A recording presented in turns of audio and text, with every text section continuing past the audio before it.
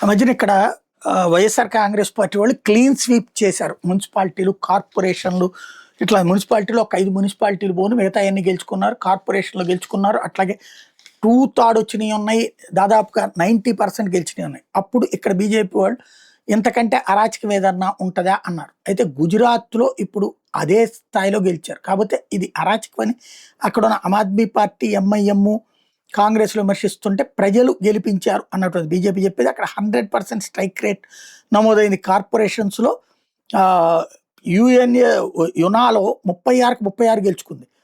పోర్బందర్‌లో 52 సీట్లకి 52 గెలిచింది. మోర్బీలో 52కి 52 గెలిచింది. లేకపోతే సూరత్ మున్సిపల్ కార్పొరేషన్‌లో 120కి 150 గెలిచింది.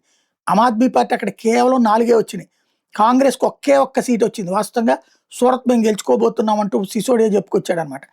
ఆప్ ఇంతకుముందు 27 ఉంటే ఇప్పుడు 4 సీట్లకు పడిపోయింది. అంటే కౌన్సిలర్లు గాని, కార్పొరేటర్లు గాని ఇదివరకు 27 దాకా గెలుచుకుంది లాస్ట్ ట్రిప్. ఈ దఫా 4కి పడిపోయింది. బీజేపీ వచ్చేటప్పటికి 100 దాటిపోయినటువంటి పరిస్థితి వివిధ ప్రదేశాల్లో ఉంది.